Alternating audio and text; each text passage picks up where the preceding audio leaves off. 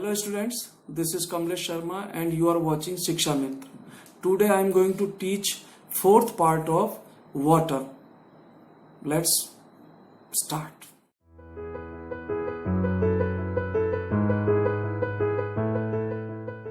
तक हम इस चैप्टर के 3 पार्ट पढ़ चुके हैं और आज मैं ये फोर्थ पार्ट है जिसके अंदर इस चैप्टर को कंप्लीट करवाना चाहता हूँ।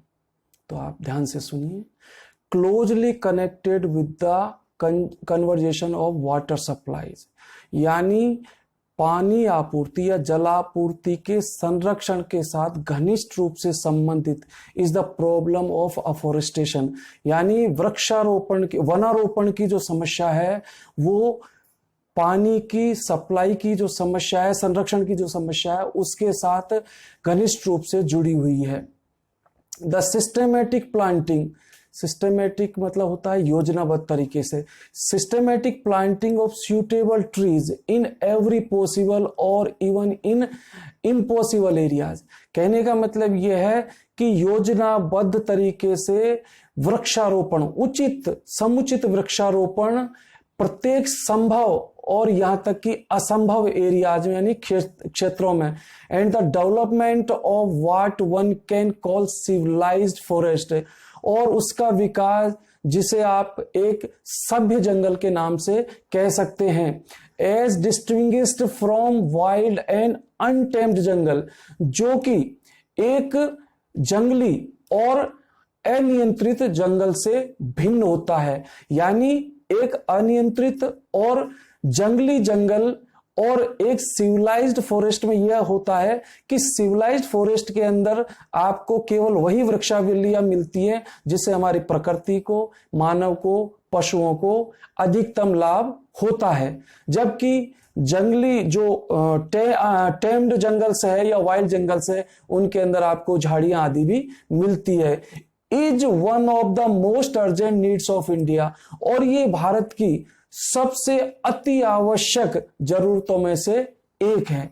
यानी जो अनियंत्रित जंगल है, जंगली जंगल है, उनको सभ्य जंगल बनाना। Such plantation would directly and indirectly prove a source of untold wealth, और ऐसा वृक्षारोपण यानी प्लांटिंग अर्थात वृक्षारोपण, ऐसा वृक्षारोपण प्रत्यक्ष और अप्रत्यक्ष prove a source of untold wealth, यानी असीम असंख्य संपदा का स्रोत साबित होता है टू द कंट्री, देश के लिए। यानी अगर हम उचित वृक्षारोपण एक योजनाबद्ध तरीके से वृक्षारोपण करते हैं तो निश्चित रूप से वो हमारे देश के लिए एक असीम संपदा के रूप में कार्य करेगा। They would check soil erosion, उनमें से एक कारण है भूमि का कटाव रोकना, and conserve the rainfall of the country, और जो वर्षा का पानी है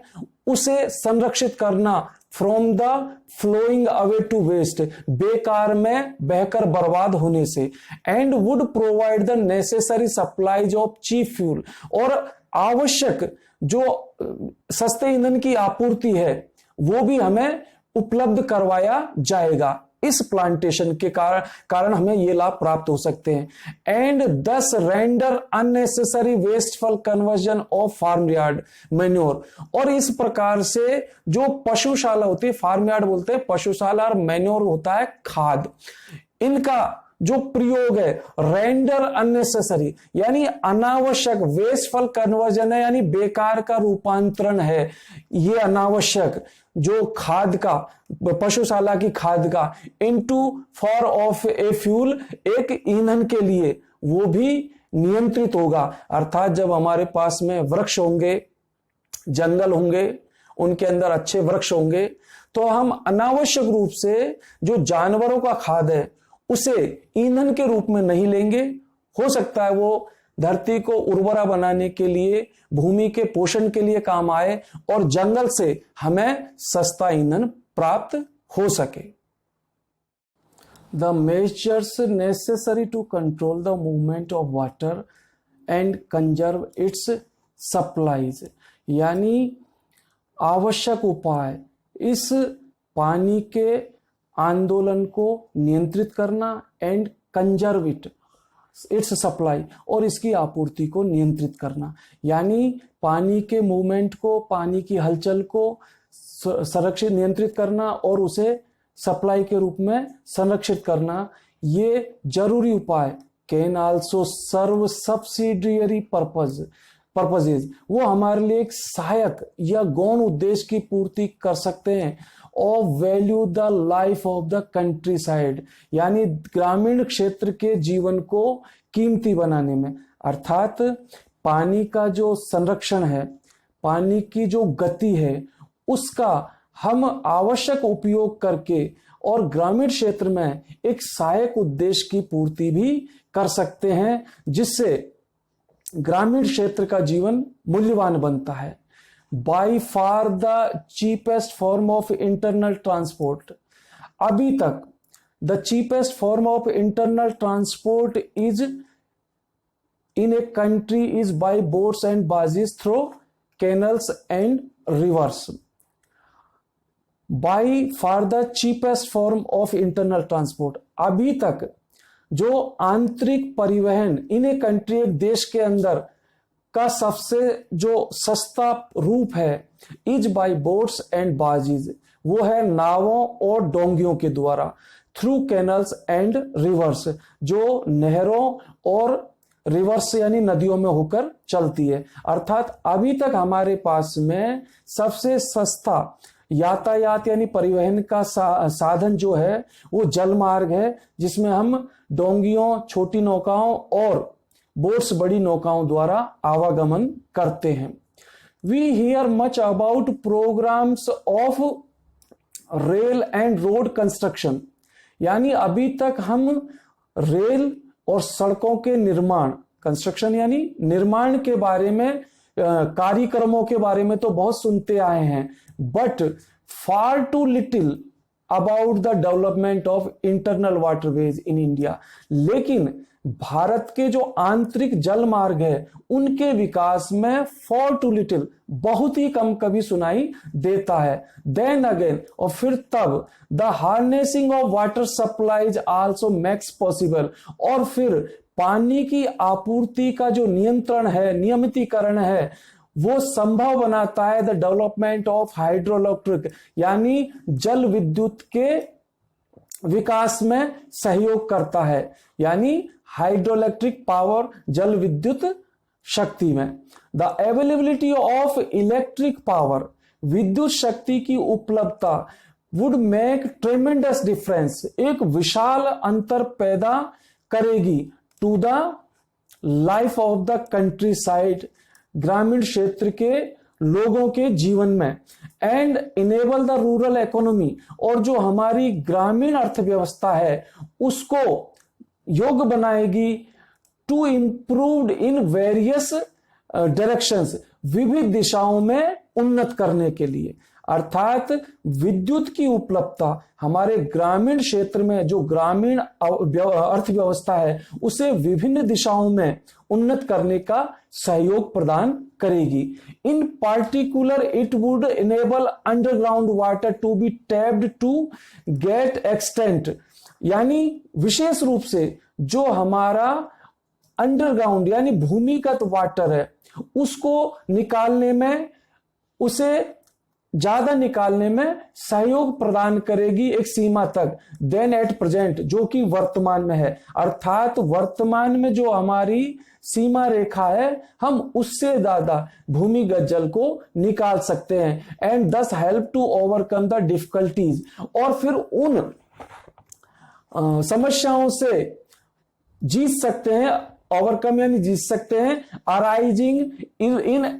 अराइजिंग ऑफ इरेगुलरिटी और inadequacy of other sources of supply, जो अन्य आपूर्ति के स्रोत है, दूसरे जो भी आपूर्ति के साधन है, उनकी अनियमितता और अपर्याप्तता के कारण। यानी कुओं के भूमि जल को छोड़ दें हम, भूमिगत जल को, तो इसके अलावा जितने भी साधन है वो हमारे लिए इतने आपूर्ति नहीं कर पाते हैं, जिसके कारण हमारे जल संरक्षण में या जल के उपयोग में बहुत परेशानी आती है। लेकिन हम अगर भूमिगत जल का उपयोग करते हैं तो निश्चित रूप से हमारी समस्याओं में काफी कमी आ सकती है। In one sense water is the commonest of all liquids.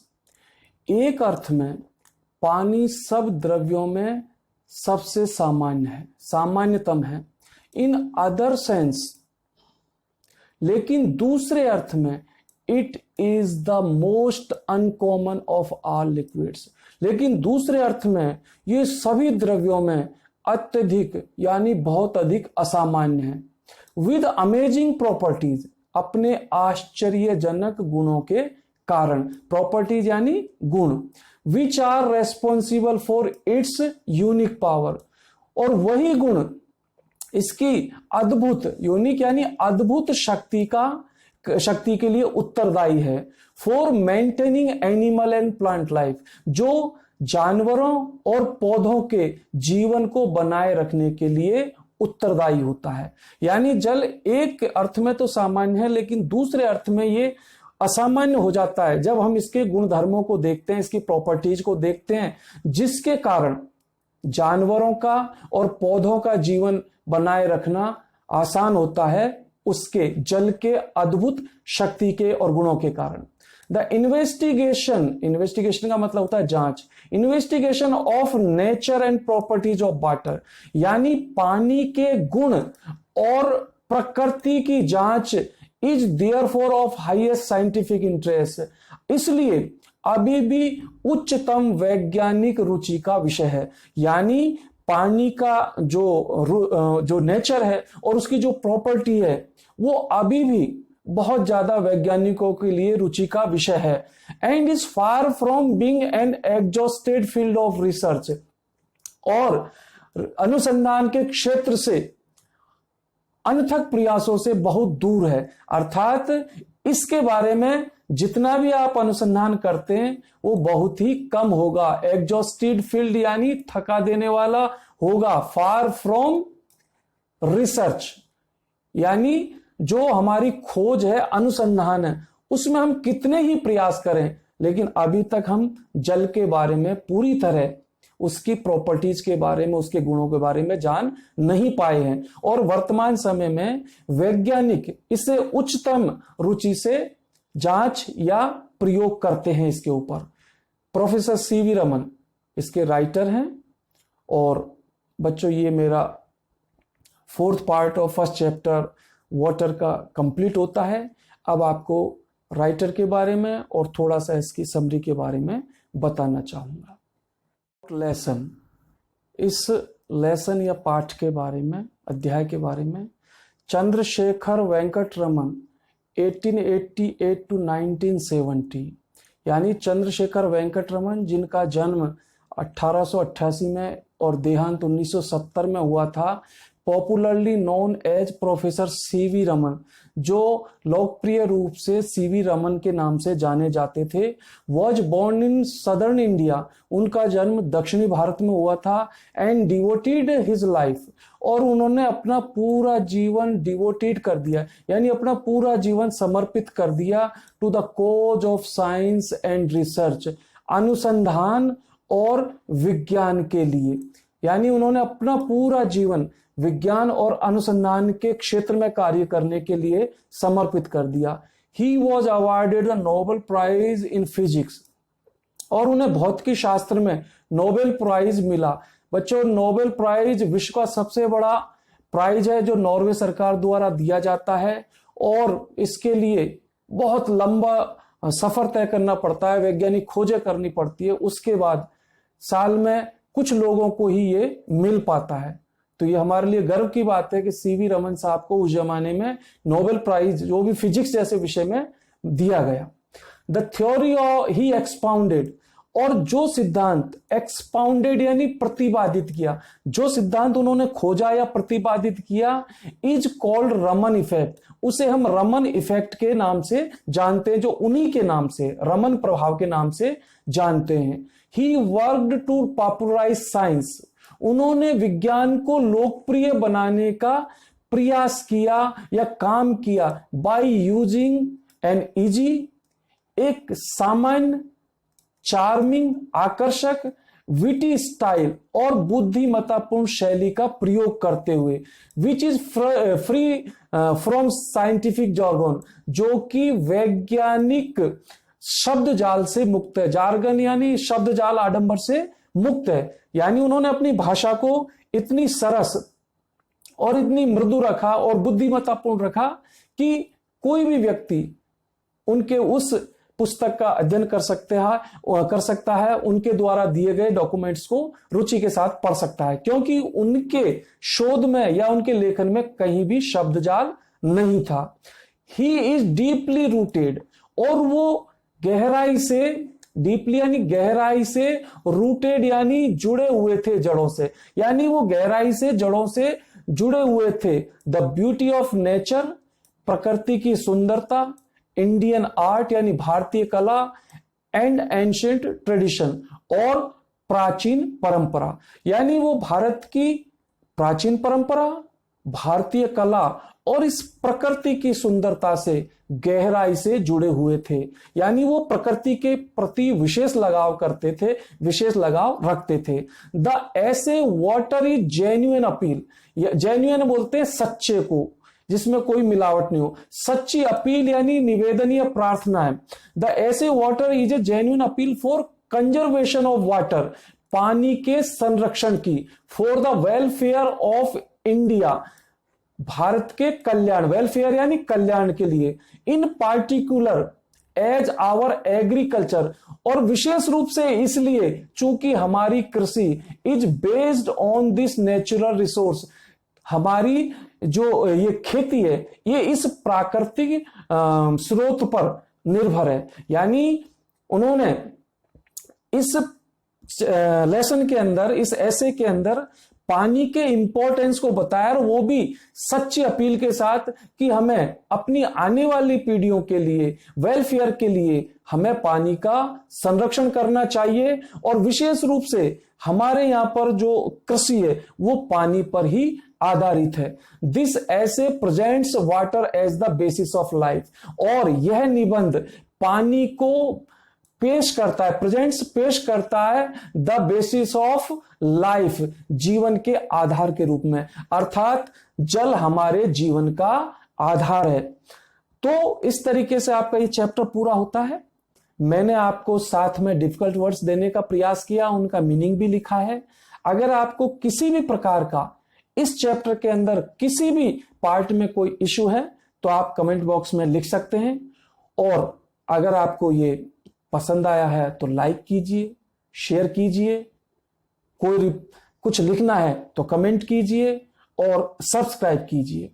और हाँ, जो बेल आइकन है उसको जरूर आप हिट कीजिए ताकि नोटिफिकेशंस आपके पास वीडियो अपलोड होते ही पहुंच जाएं और आप आसानी से समय पर वीडियो देख सकें।